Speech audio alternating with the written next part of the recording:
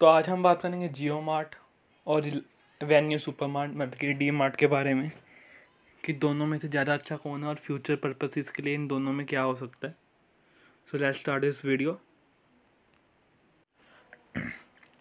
तो आगे हम जियो की डी मार्ट की शेयर प्राइस पे एज यहाँ पे साफ साफ आपको पता चले कि जियो मार्ट का इस पर क्या असर हो रहा है।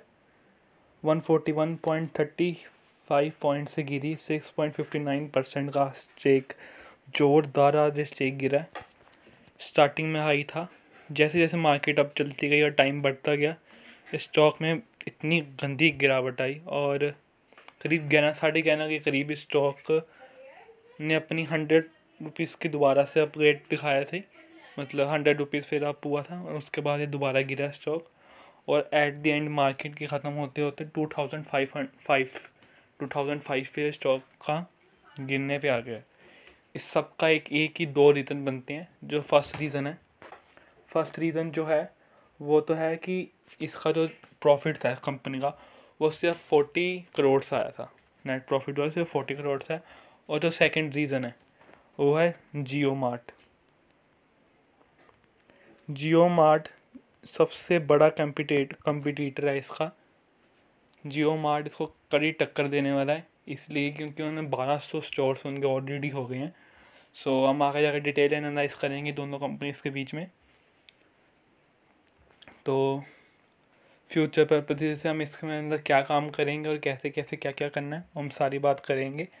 सो अब हम चलते हैं जियो मार्ट के ऊपर कि उसमें क्या इतना अच्छा है कि ये शेयर को इतना गिरा दिया उसने। So let's start Jio mart की तरफ। सो जियो मार्ट जो है अकेला वो फूड के और ग्रोसरी के बिजनेस में ही नहीं आएगा। वो हर तरह की सेगमेंट, हर तरह कंप्यूटर बिजनेस, इलेक्ट्रॉनिक्स, हर तरह के प्रोडक्ट्स को वो सेल करेगा। तो आज हम उसके बारे में डिटेल में पढ़ेंगे।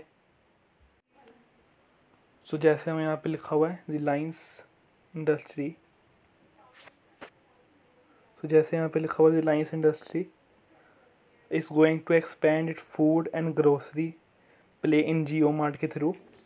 उसके अंदर जियो मार्ट के अंदर इंक्लूड क्या क्या होगा, जैसे हमने पीछे बात की fashion, consumer electronics, smartphones, festival fashion, मतलब कि इलेक्ट्रॉनिक्स, फूड के जैसे कपड़े और स्मार्टफोन, हर चीज़ यहाँ पे मिलेगी। और सेशन जैसे कि सीज़न के वाइज कौन से सीज़न में ऐसे एसी चाहिए होते हैं, हर सीज़न के हिसाब से, जैसे कि जियो वालों का अपना इलेक्ट्रॉनिक स्टोर्स हैं, हर तरह फुल फ्लैजिंग का काम होगा। और ये क्या करेंगे, मेनली इनका काम क्या है, ये अपने उन स्टोर्स से, जो इनके स्टोर्स हैं वहाँ से अपना प्रोडक्ट उठाएंगे और कस्टमर्स को घरों पे डिलीवरी करेंगे।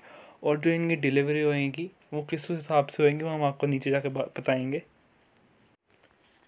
सो जो जियो रिटेल स्टोर है, जब जिसका नाम जियो रिलायंस रिटेल, जो इनके स्टोर से जो अभी करंटली काम कर रहे हैं वहाँ से ये प्रोडक्ट्स को उठाएंगे। और इनका जो अगला है, जो नेबरहुड शॉप से किराना स्टोर जो कह रहे हैं, किराना की दुकानें जो कह रही हैं, वहाँ से ये प्रोडक्ट्स उठाएंगे और लोगों को होम डिलीवरी करेंगे। और इलेक्ट्रॉनिक्स वगैरह का दूसरा सामान है, जैसे इनका रिटेल बिजनेस है, वहाँ पे इलेक्ट्रॉनिक्स का सामान पहले से बेचते थे और बाकी सामान वहाँ से उठाएंगे और कस्टमर्स के घर पे होम डिलीवर आएंगी।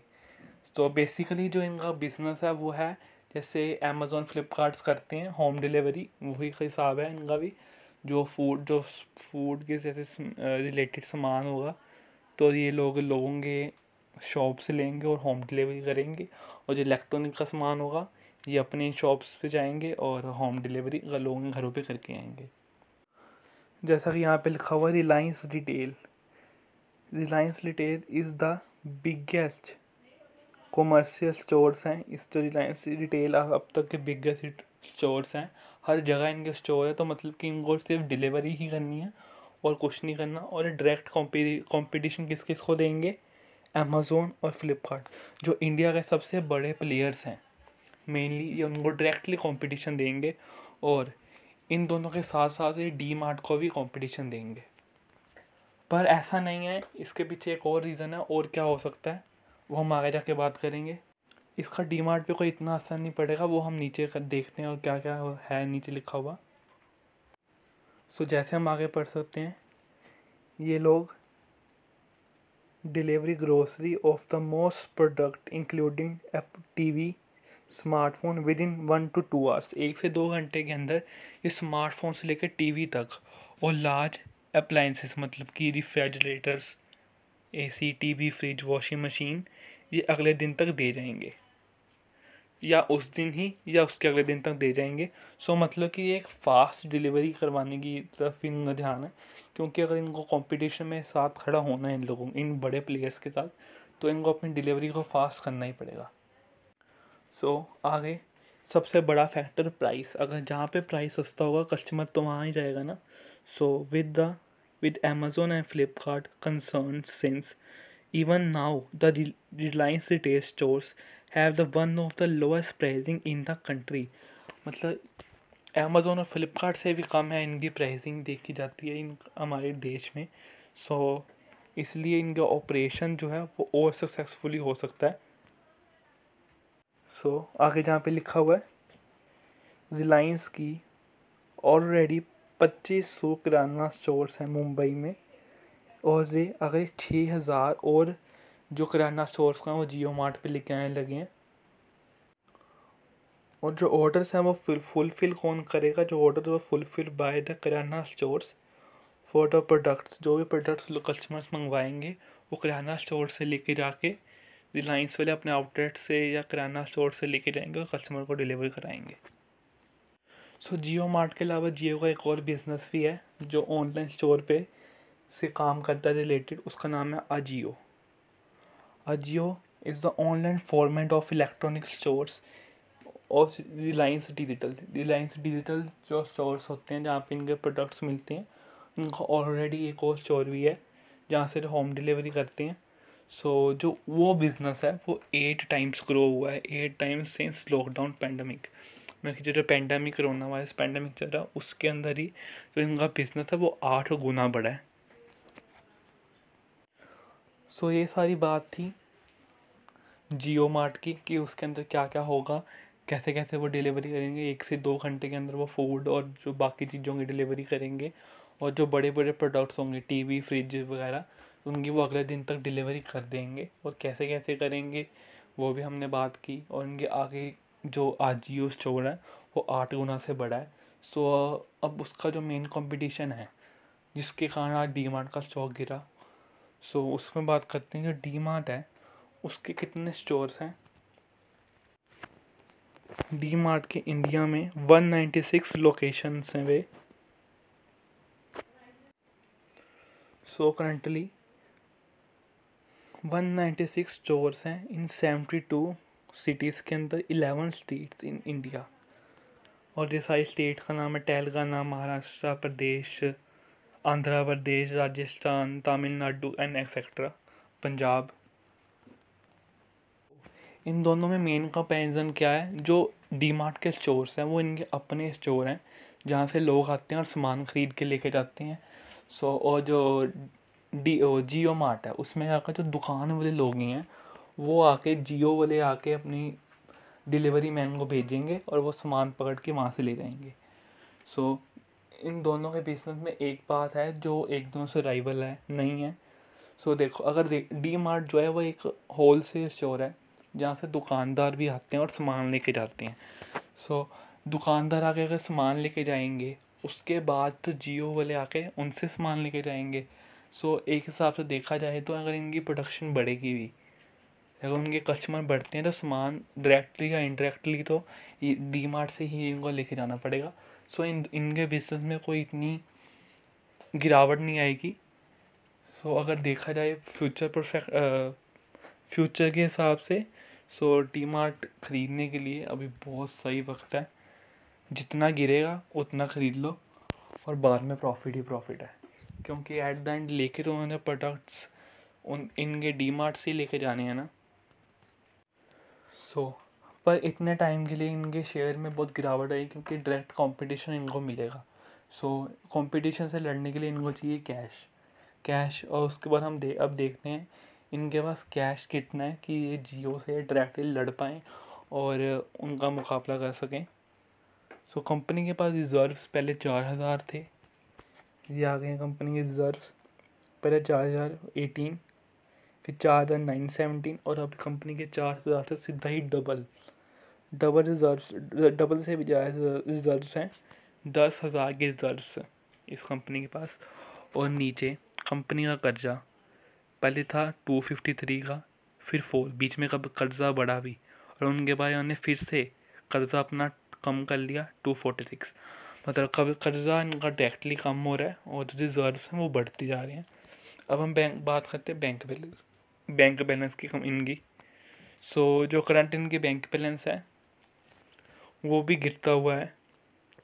सो ये भी एक बात है देखने की, नोटिस करने के लिए ये भी बात है। सो इनके पास रिजर्व्स वगैरह हैं। सो मतलब ये कंपनी उनसे लड़ सकेगी, जियो से कंपटीशन डायरेक्टली दे सकेगी।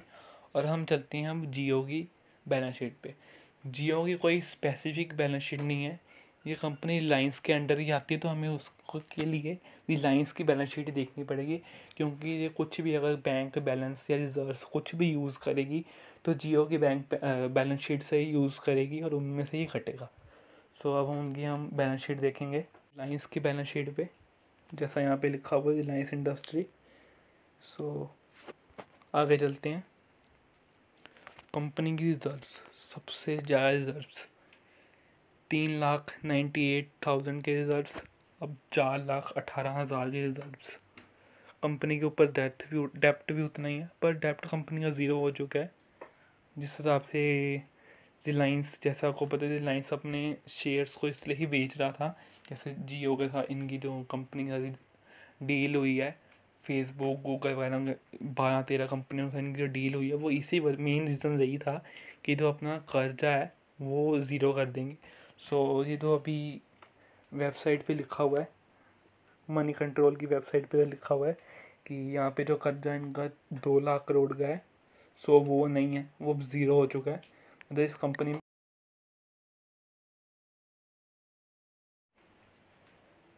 इस कंपनी में कर्जा तो अब कोई नहीं है। अब हम आगे जाके देखते हैं कंपनी के बैंक बैलेंस पे। सो कंपनी का बैंक बैलेंस भी बढ़ते हुए 8,000 करोड़ का बैंक बैलेंस। सो हर जगह से बैलेंस शीट्स पे से हिसाब से देखा जाए तो रिलायंस की बैलेंस शीट बहुत अच्छी है डीमार्ट से, पर डीमार्ट भी कम नहीं है। सो दोनों स्टेक्स कंपनियां जो भी हैं दोनों एक दूसरे की राइवल ही होंगी एक हिसाब से देखा जाए तो। सो अब बात आती है हमें करना क्या है दोनों की बैलेंस शीट चेक करने के बाद। सो जैसे हमने पीछे बात की है कि जो भी प्रोडक्ट्स होंगे वो दुकानों से लेंगे जियो वाले। सो जो दुकानें वाले होंगे वो कहाँ से प्रोडक्ट्स लेंगे, वो लेंगे डी मार्ट से। तो डी मार्ट के बिज़नेस पे इतना इफेक्ट कोई नहीं पड़ेगा। जो सेल रिटेल जो लोग आके उनके पास सामान लेके जाते हैं वहाँ से उनको थोड़ा नुकसान हो सकता है। सो देखा जाए तो कोई इनको एज सच कोई इतना बड़ा नुकसान नहीं होगा। तो इसमें डरने की कोई इतनी बड़ी बात नहीं है। पर जिस हिसाब से अब कंपनी के शेयर नीचे गिरेंगे उस हिसाब से हम शेयर को बाई करते जाएंगे। और 2,000 के लेवल पे है इस टाइम ये शेयर। और जिसका जो हाई देख लेते हैं हम, कंपनी का हाई कितने का है, 2,500 और 137 का लो।